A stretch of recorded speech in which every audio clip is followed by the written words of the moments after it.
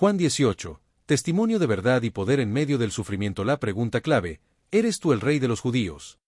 El arresto de Jesús. El capítulo 18 del Evangelio de Juan es fundamental en la narrativa de la pasión de Jesús, destacando el contraste entre la autoridad divina y el poder humano, y mostrando cómo Jesús mantiene control sobre los acontecimientos que conducen a su sacrificio, incluso los momentos más oscuros. El contexto histórico del Evangelio de Juan se desarrolla entre los años 30 al 33 después de Cristo, durante el ministerio, muerte y resurrección de Jesús, y se redactó probablemente entre los años 90 al 100 después de Cristo, dirigido a comunidades cristianas que enfrentaban persecución y conflictos con las sinagogas judías. La estructura literaria de Juan 18 se organiza en una secuencia de escenas contrastantes que alternan entre el destino de Jesús y las acciones de Pedro, creando un paralelismo narrativo que resalta la fidelidad de Cristo frente a la debilidad humana del discípulo, y se divide en tres partes: el arresto en Getsemaní, el interrogatorio ante las autoridades judías y el juicio ante Pilato. El capítulo 18 forma parte esencial del libro de la gloria del Evangelio de Juan, donde la pasión no se presenta como derrota sino como exaltación de Cristo,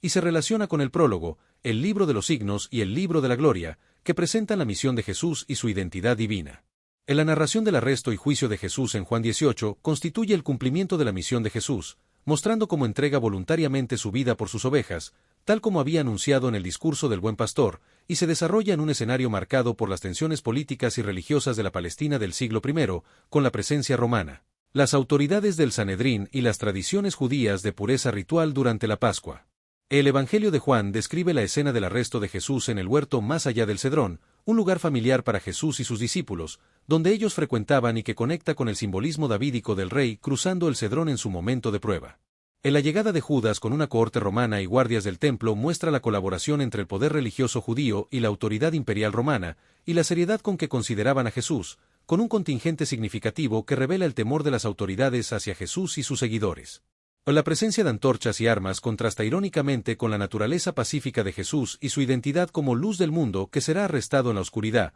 lo que refleja el tema juanino del mundo que no reconoce al Verbo encarnado. En la respuesta de Jesús a la pregunta de los soldados, ¿a quién buscáis?, es un desafío que invita a los arrestadores a definir su propósito, y su declaración «Yo soy» es una poderosa afirmación de autoridad divina que conecta con la revelación del nombre divino en Éxodo 3, 14. En la omisión de la oración angustiada de Jesús en Getsemaní en el Evangelio de Juan es consistente con la presentación de un Cristo soberano que avanza con determinación hacia su hora, y la ironía juanina se manifiesta en el despliegue de fuerza militar contra alguien que enseñaba abiertamente en el templo y cuyo reino no es de este mundo.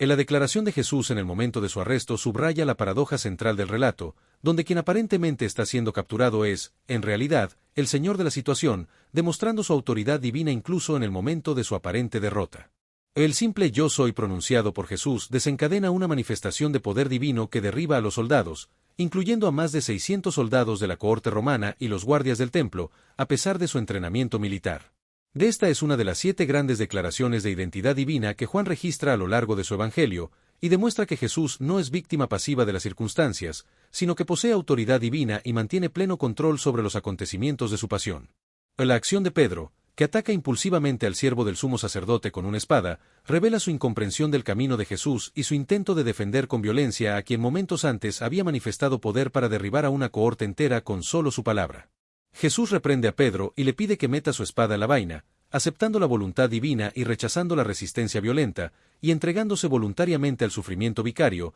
demostrando la naturaleza diferente de su reino. La metáfora de la copa que el Padre le ha dado a Jesús tiene profundas raíces bíblicas, representando frecuentemente el juicio divino, y Jesús acepta plenamente la voluntad del Padre sin vacilación, entregando su vida voluntariamente como parte del plan divino. Jesús se entrega voluntariamente al arresto, estableciendo que lo que sigue es por decisión propia, no por debilidad, y negocia la libertad de sus discípulos, cumpliendo sus palabras de proteger a aquellos que el Padre le ha dado, y iniciando el camino hacia la cruz que él mismo había anunciado. En la narración juanina del arresto de Jesús subraya su soberanía incluso cuando es capturado, destacando que no es un prisionero común sino el buen pastor que da su vida por las ovejas. Jesús ante Anás. Jesús es llevado primero ante Anás, sumo sacerdote emérito que mantenía considerable influencia en la estructura religiosa judía, donde es interrogado sobre sus discípulos y su doctrina, y responde señalando la transparencia de su enseñanza. Anás había sido sumo sacerdote del 6 al 15 DC y mantuvo enorme influencia, logrando que 5 de sus hijos,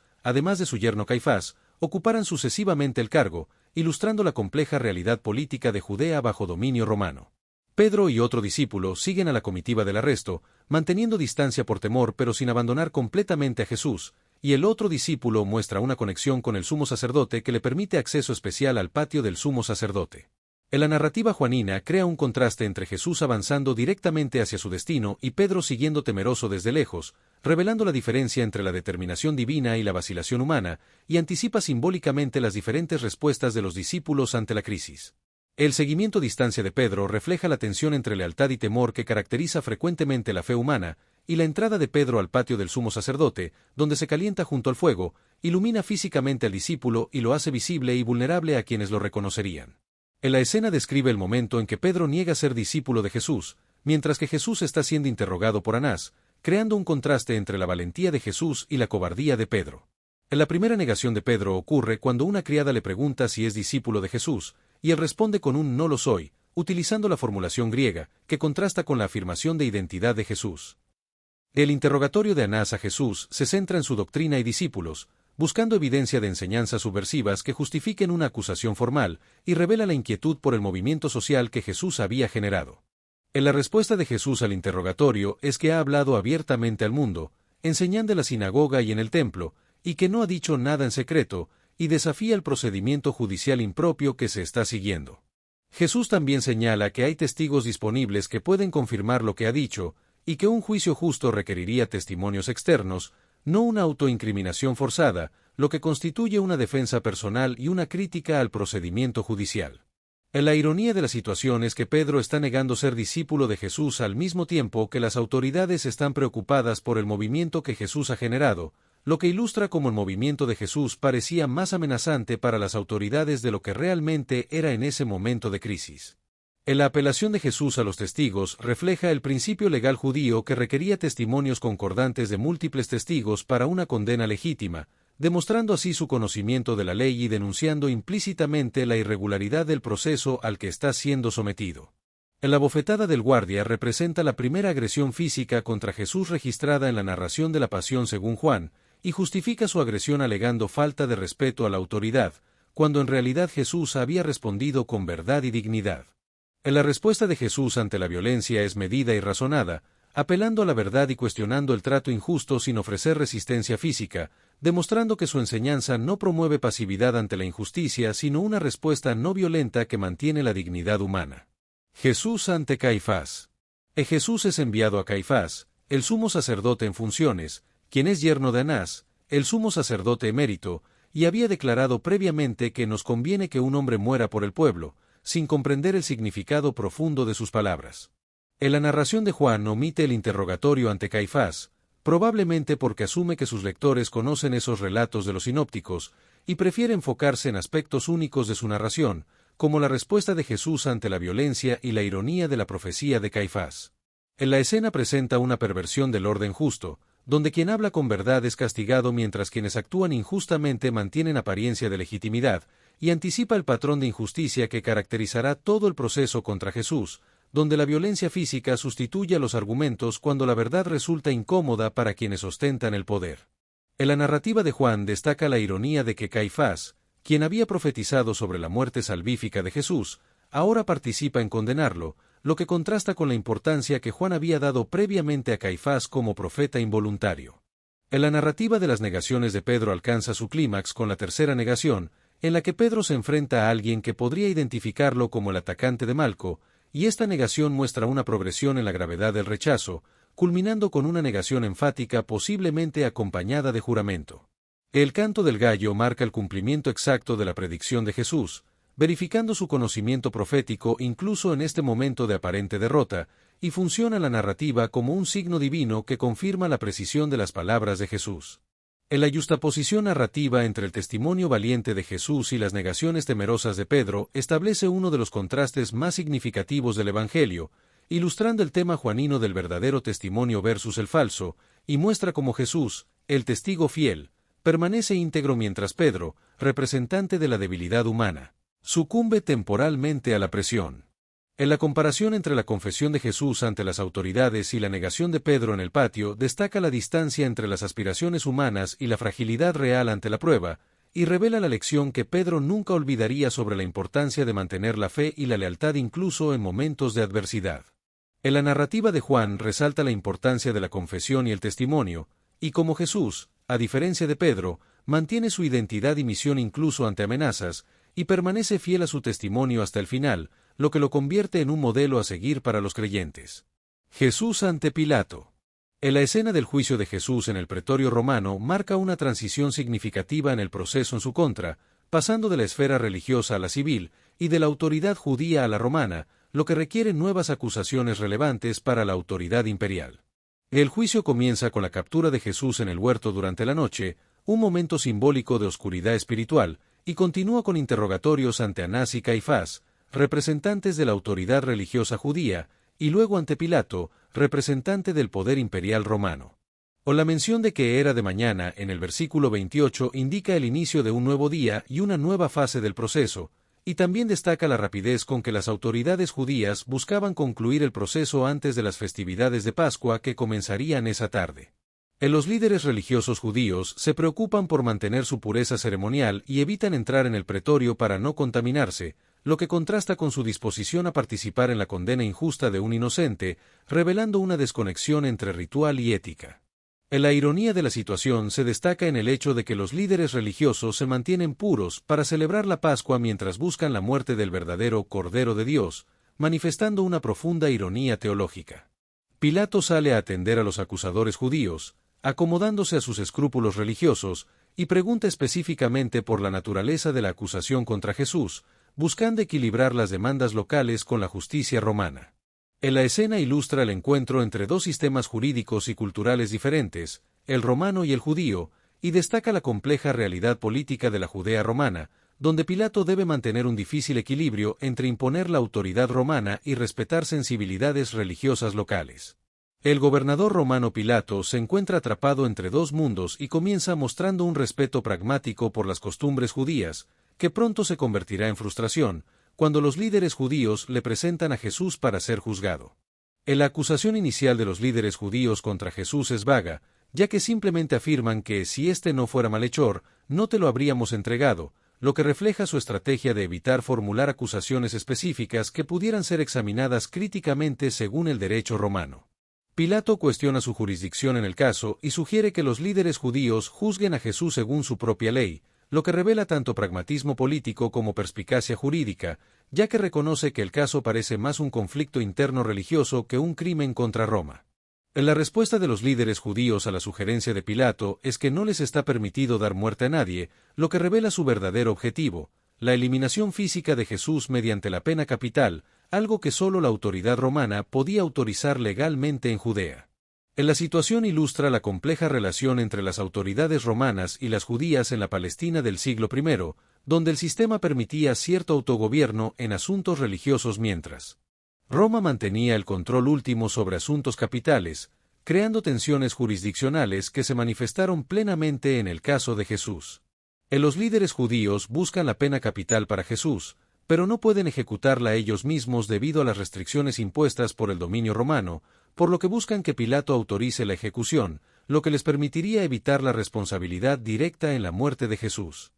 Juan agrega un comentario teológico significativo sobre la muerte de Jesús, haciendo referencia a predicciones anteriores sobre ser levantado, lo que indica la crucifixión romana en lugar de la lapidación judía. Pilato interroga a Jesús en privado, un procedimiento normal en el sistema judicial romano, lo que permite una conversación más directa y personal, y representa un momento crucial donde Pilato debe determinar si Jesús constituye una verdadera amenaza política que justifique intervención romana. La pregunta clave de Pilato a Jesús es ¿eres tú el rey de los judíos?, lo que revela la naturaleza de la acusación que los líderes judíos habían presentado en privado, y contiene una profunda ironía, ya que Pilato toca la verdad central sobre la identidad de Jesús como el Cristo, el rey mesiánico prometido. La pregunta de Pilato también revela que los líderes judíos habían reformulado sus acusaciones religiosas como una amenaza política de realeza rival a César, lo que constituiría sedición contra Roma y justificaría intervención romana y pena capital. Jesús responde a la pregunta de Pilato con una contrapregunta: ¿dices tú esto por ti mismo, o te lo han dicho otros de mí?, lo que busca determinar si Pilato investiga por sospecha romana genuina o simplemente repite acusaciones judías, y muestra sabiduría judicial al establecer el contexto y la intención tras el interrogatorio de Pilato. En la respuesta de Jesús también busca contextualizar el concepto de rey que se está discutiendo, ya que el término puede referirse a un concepto político romano o a la realeza mesiánica judía, y es necesario establecer qué concepto se está discutiendo para responder adecuadamente a la pregunta de Pilato. La pregunta de Jesús a Pilato revela que comprende perfectamente la dinámica política de su situación y sabe que las acusaciones han sido reformuladas estratégicamente por los líderes judíos para manipular a la autoridad romana, lo que invita a Pilato a considerar si está operando con criterios romanos independientes o simplemente siguiendo la agenda de los acusadores. En la respuesta de Pilato, ¿soy yo acaso judío?, expresa frustración y establece su distancia cultural de las disputas religiosas judías, reflejando tanto desprecio imperial hacia lo judío como reconocimiento pragmático de sus limitaciones para entender completamente los matices religiosos y culturales del caso. Pilato confirma explícitamente que está actuando basado en acusaciones judías, no en sospechas romanas independientes, y su declaración implícitamente reconoce el carácter político-religioso del conflicto, donde Jesús ha sido rechazado por las autoridades representativas de su propio pueblo. En la respuesta de Jesús a Pilato, «Mi reino no es de este mundo», redefine completamente la naturaleza de su reinado como algo categorialmente distinto al poder político terreno, y su autoridad no deriva de estructuras de poder terrenas ni compite en el mismo plano con los reinos humanos. La ausencia de violencia es la prueba tangible de la naturaleza diferente de su reino, ya que si su reino fuera de este mundo, sus servidores pelearían, pero en realidad, no ofrecieron resistencia armada durante su arresto, lo que constituye una extraordinaria declaración teológica sobre la naturaleza de su autoridad. La realeza de Jesús no deriva de factores políticos terrestres, sino de su relación con el Padre, y rechaza fundamentalmente los medios violentos característicos de los reinos terrenales, como se demostró cuando reprendió a Pedro por usar la espada durante su arresto. La distinción crucial que Jesús busca mostrar a Pilato es que su reino no representa una amenaza para el orden político romano, ya que su autoridad procede directamente del Padre y se basa en la verdad revelada, no en la fuerza. La autoridad de Jesús se caracteriza por ser de origen celestial, con un reinado interior que se manifiesta en el dominio sobre corazones y conciencias, y no en territorios, y se fundamenta en la verdad, lo que la hace trascender las categorías políticas. La comunidad de seguidores de Jesús es la manifestación de su reino, que no se basa en estructuras políticas, y su frase «mi reino no es de aquí» refuerza la idea de que su reino pertenece a otro orden de existencia, aunque se manifiesta parcialmente en este mundo a través de sus seguidores. Pilato insiste en categorizar a Jesús en términos políticos, preguntando luego, «¿Eres tu rey?», lo que revela su incapacidad para comprender la dimensión espiritual del reino de Jesús, y su insistencia refleja la perspectiva romana que solo puede concebir la autoridad en términos políticos tangibles. La respuesta de Jesús a la pregunta de Pilato es que acepta el título de rey, pero con una reinterpretación radical de su significado, y afirma que su realeza es inherente a su identidad y propósito divino, y que su propósito central es dar testimonio a la verdad y revelar la realidad divina. Jesús establece que sus verdaderos súbditos se identifican por su receptividad a la verdad, y no por nacionalidad o afiliación política, y su respuesta constituye una de las declaraciones más profundas sobre su misión en todo el Evangelio, redefiniendo su realeza en términos de verdad y testimonio. En la pregunta de Pilato, ¿qué es la verdad?, es una respuesta al discurso de Jesús sobre la verdad, y se queda sin respuesta, lo que destaca la diferencia entre la perspectiva de Pilato y la de Jesús, y la incapacidad de Pilato para comprender la dimensión espiritual del reino de Jesús. La sección de Juan 18, Testimonio de verdad y poder en medio del sufrimiento. La pregunta clave, ¿eres tú el rey de los judíos?,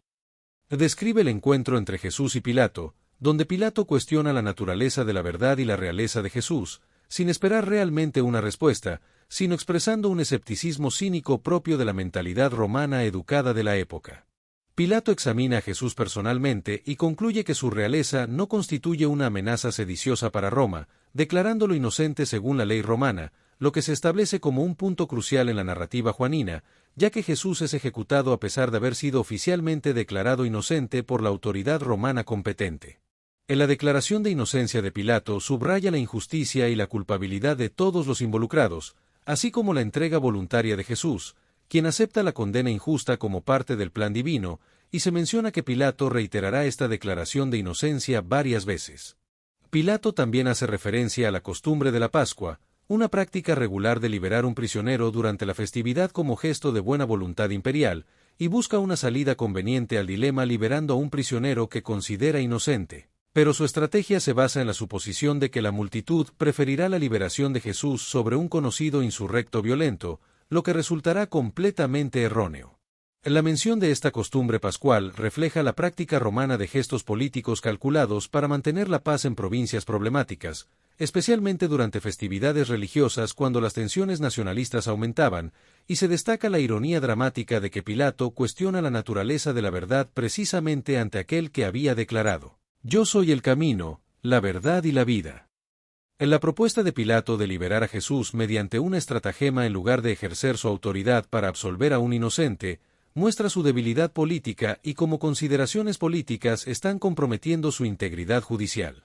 La opción entre Jesús y Barrabás representa una elección profundamente simbólica, donde Pilato ofrece liberar a Jesús bajo el título provocativo de Rey de los Judíos, lo que puede haber sido una forma de humillar a los líderes religiosos que lo habían acusado. Jesús, conocido por sus enseñanzas de paz y sanidades, es presentado como el representante de un reino no de este mundo basado en la verdad, mientras que Barrabás, identificado como un ladrón y culpable de homicidio e insurrección, representa la resistencia violenta contra Roma. La elección entre Jesús y Barrabás representa un momento definitorio donde se confrontan dos visiones radicalmente diferentes del reino mesiánico, la violenta revolución nacionalista encarnada en Barrabás versus el reino de verdad y justicia no violento proclamado por Jesús. La ironía de la elección se muestra en que las autoridades judías prefieren a un genuino sedicioso como Barrabás, mientras que los romanos liberan a un insurrecto real y condenan a Jesús, quien había rechazado explícitamente la violencia política.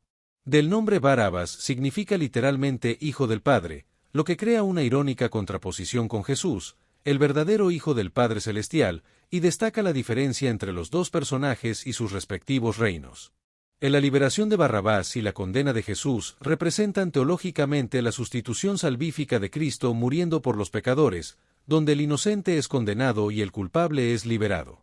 La multitud, influenciada por los líderes religiosos, rechaza a Jesús como su rey y Mesías, y prefiere a Barrabás, lo que refleja la preferencia humana por la oscuridad sobre la luz cuando las obras son malas, como se menciona en Juan 1, 11 y Juan 3, 19. La elección entre Jesús y Barrabás. En la narración de Juan 18 presenta una serie de decisiones morales cruciales tomadas por diversos personajes, como Judas, Pedro, los líderes religiosos y Pilato, cada una con consecuencias significativas, y contrasta la integridad y determinación de Jesús con la vacilación, cobardía o malicia de quienes lo rodean. La estructura narrativa de Juan 18 funciona como un espejo moral donde cada lector es invitado a cuestionar dónde se ubicaría en relación con las decisiones tomadas por los personajes, y a reflexionar sobre la importancia de mantenerse fiel a la verdad incluso ante la muerte. Jesús demuestra su soberanía en medio del caos político al controlar su arresto, proteger a sus discípulos y entregarse voluntariamente, y también responde con sabiduría y verdad a Anás y Pilato, transformando su juicio en una oportunidad para revelar su identidad y misión con autoridad indiscutible. En la aceptación consciente de Jesús de la copa que el Padre le ha dado, y su interpretación de cada acontecimiento dentro del marco del plan divino de redención, muestra su propósito en el sufrimiento y su compromiso con la verdad y la justicia. A lo largo del capítulo 18 del Evangelio de Juan, se presenta a Jesús como un protagonista soberano que avanza con determinación hacia su hora, consciente del propósito redentor que se está cumpliendo a través de cada injusticia sufrida, en contraste con la confusión y manipulación de las autoridades judías y romanas. El capítulo destaca el contraste entre la autoridad humana y la divina, donde la autoridad humana, representada por líderes como Anás, Caifás y Pilato, se basa en el poder institucional, la fuerza militar y la coerción, mientras que la autoridad divina de Jesús se manifiesta en su capacidad para derribar soldados con su palabra y entregar voluntariamente su vida, caracterizada por la verdad y el amor. En la motivación de la autoridad humana es la preservación del sistema y la protección de intereses propios, lo que lleva a resultados como la injusticia, la condena de un inocente y la distorsión de la verdad, mientras que la motivación de Jesús es el cumplimiento de la voluntad del Padre y la salvación de la humanidad, lo que conduce a la transformación espiritual y el establecimiento del reino de la verdad. El testimonio de Jesús durante su pasión combina palabras y silencios estratégicos, hablando con autoridad y precisión en momentos clave, como cuando habla sobre la naturaleza de su reino y su misión de testificar de la verdad, y permaneciendo callado en otros momentos, como cuando enfrenta acusaciones falsas, cumpliendo la profecía de Isaías 53, 7. Del capítulo también desarrolla temas teológicos fundamentales, como la verdad, el reino y el testimonio, que recorren todo el Evangelio de Juan, y que se manifiestan en la capacidad de Jesús para someterse libremente al plan divino por un propósito superior, demostrando verdadera autoridad sobre los acontecimientos. En la narrativa de la pasión de Jesús en el Evangelio de Juan no es solo un relato histórico, sino una presentación teológicamente estructurada que revela verdades profundas sobre la identidad de Cristo y la naturaleza de su misión redentora, destacando la confrontación entre la verdad divina y los sistemas humanos basados en poder. El diálogo entre Jesús y Pilato se centra en el tema de la verdad, donde Jesús afirma haber venido para dar testimonio a la verdad, y la verdad no es meramente conceptual, sino encarnada en Cristo mismo como el camino, la verdad y la vida. En la naturaleza trascendente del reino de Cristo, no de este mundo, es un elemento crucial para comprender su misión y el malentendido que llevó a su condena, y se refleja en la ironía de que el juez que juzgará a todos los hombres es juzgado por tribunales humanos. En la narrativa de la pasión también presenta la ironía de que el aparente prisionero, Jesús, posee mayor autoridad que sus jueces, y el proceso que pretende despojarlo de autoridad se convierte en el camino hacia su verdadera entronización a través de la cruz. La ironía dramática es un recurso literario característico del Evangelio de Juan, y se manifiesta en el contraste entre apariencia y realidad, donde quien parece derrotado es en realidad victorioso, y quien es juzgado es el verdadero juez. El abandono y la soledad de Jesús durante su pasión son temas destacados, ya que enfrenta el juicio sin defensor humano, es abandonado por sus discípulos, negado por Pedro, y rechazado por la multitud y los líderes religiosos, lo que muestra el aislamiento humano de Jesús en ese momento. En la narrativa de la pasión en Juan 18 muestra progresivamente el aislamiento humano de Jesús, y cómo su arresto marca el momento en que los discípulos lo abandonan, y cómo es rechazado por la multitud y los líderes religiosos, lo que refleja la verdadera naturaleza del poder divino que se manifiesta en lo que parece debilidad desde la perspectiva mundana. En la sección de Juan 18 destaca la soledad progresiva de Jesús, que refleja el Salmo 22, 11, pero también subraya que Jesús mantiene comunión con el Padre y control soberano sobre los acontecimientos, cumpliendo voluntariamente su misión redentora.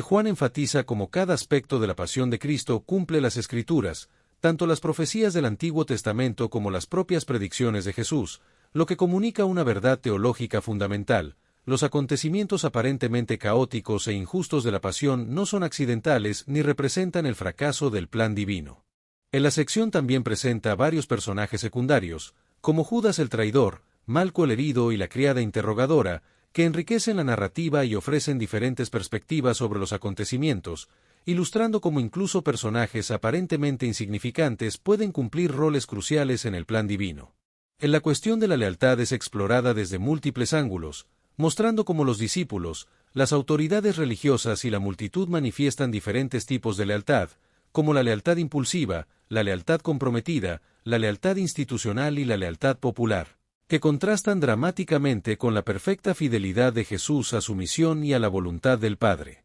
En los eventos descritos en la sección, como la traición de Judas, el arresto sin resistencia, la protección de los discípulos, la negación de Pedro y la crucifixión romana, cumplen las Escrituras y demuestran que Dios mantiene soberano control incluso cuando las fuerzas del mal parecen triunfar. En la narrativa de Juan 18 invita al lector a examinar su propia lealtad a Cristo, especialmente en circunstancias adversas donde profesar fe puede implicar riesgo personal, y presenta a Jesús como modelo de dignidad y verdad en medio del sufrimiento.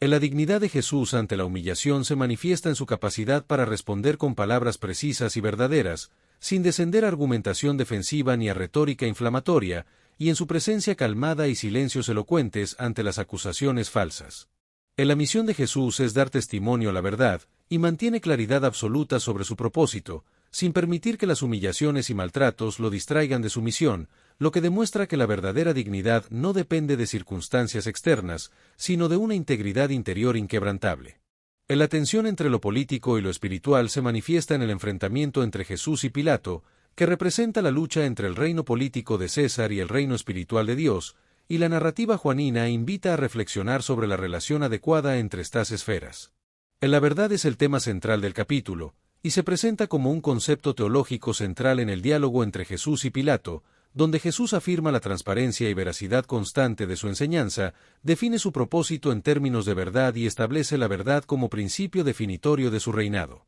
En la respuesta de Pilato, ¿qué es la verdad?, representa la duda cínica del mundo ante la afirmación de verdad absoluta, y contrasta con la certeza y convicción de Jesús en su misión de dar testimonio a la verdad. En la verdad, según Juan, no se limita a la correspondencia con los hechos, sino que es una realidad divina encarnada en la persona de Cristo, quien es el camino, la verdad y la vida, y esta verdad se refleja en la pregunta de Pilato ¿qué es la verdad?, que queda sin respuesta verbal porque la respuesta viva está en la persona de Jesús. El capítulo 18 de Juan concluye con la elección de Barrabás sobre Jesús, lo que prepara el camino para los acontecimientos culminantes de Juan 19, y establece el contexto para la ironía continuada del siguiente capítulo, donde el verdadero rey será coronado con espinas y entronizado en una cruz. En la narrativa de Juan 18 construye un puente temático entre los capítulos 18 y 19, desarrollando la cuestión de la realeza de Jesús, planteada en el interrogatorio de Pilato.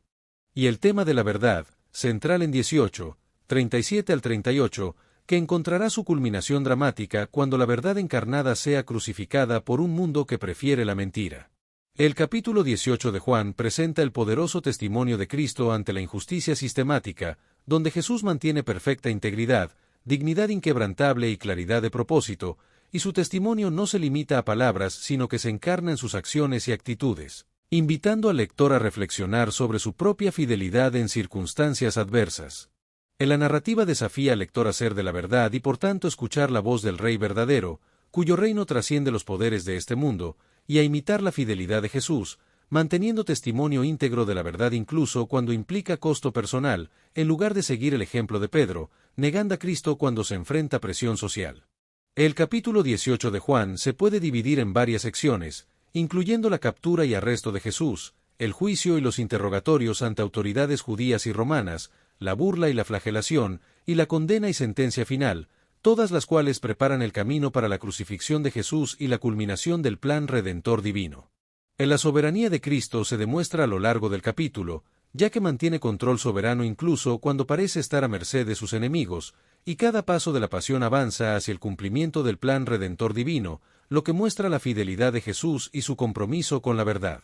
Juan capítulo 18 Reina Valera 1909. Uno como Jesús hubo dicho estas cosas, salióse con sus discípulos tras el arroyo de Cedrón, donde estaba un huerto, en el cual entró Jesús y sus discípulos. 2 y también Judas, el que le entregaba, sabía aquel lugar, porque muchas veces Jesús se juntaba allí con sus discípulos. 3 Judas, pues tomando una compañía, y ministros de los pontífices y de los fariseos, vino allí con linternas y antorchas, y con armas. 4 Empero Jesús, sabiendo todas las cosas que habían de venir sobre él, salió delante, y díjoles, ¿a quién buscáis? 5 Respondiéronle, a Jesús Nazareno. Díceles Jesús, yo soy, y estaba también con ellos Judas, el que le entregaba.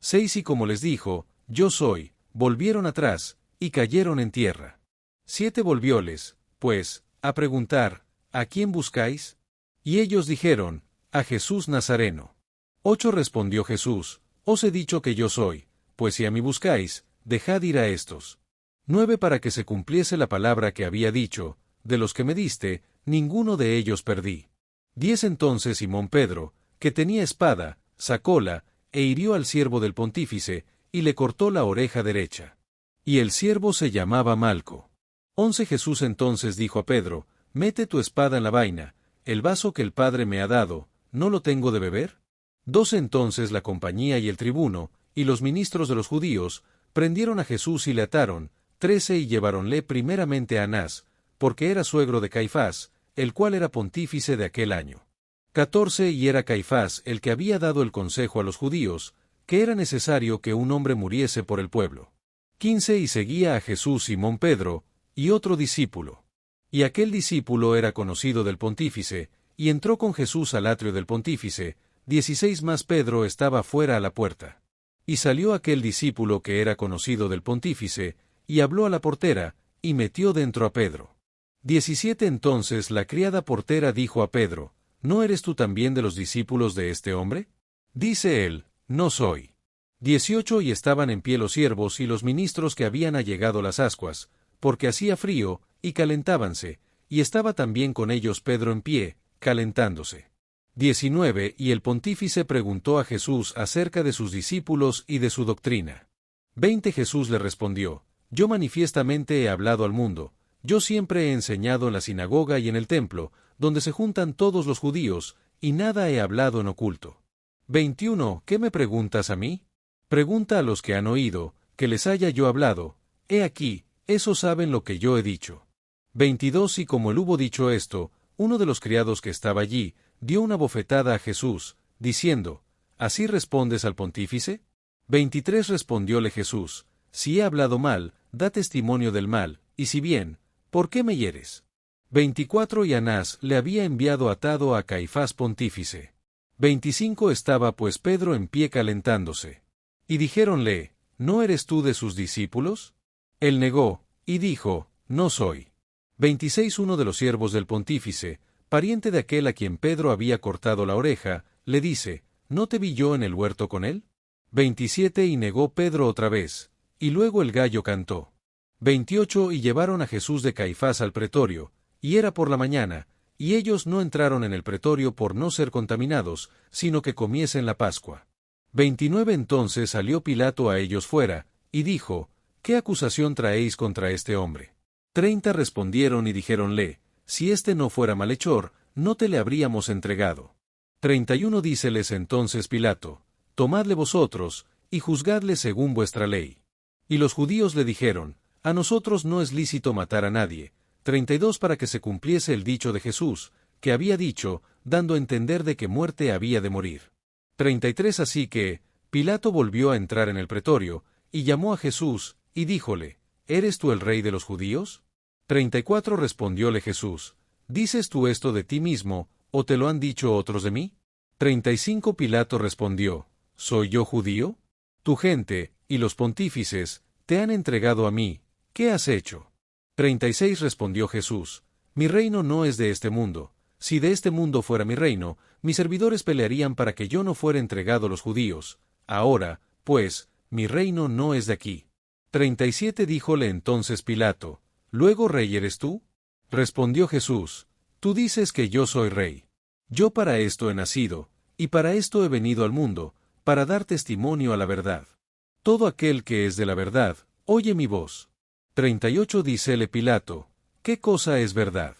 Y como hubo dicho esto, salió otra vez a los judíos, y díceles: Yo no hallo en él ningún crimen. 39 Empero vosotros tenéis costumbre, que os suelte uno en la Pascua. ¿Queréis, pues, que os suelte al rey de los judíos? 40 Entonces todos dieron voces otra vez, diciendo: No a éste, sino a Barrabás. Y Barrabás era ladrón. Destellos, disfruta la vida, mantente bella por dentro y por fuera y nutre una mente sana. Corazón brillante. Y si te gustó este video, suscríbete para recibir más contenido como este, o no olvides suscribirte para no perderte ningún video.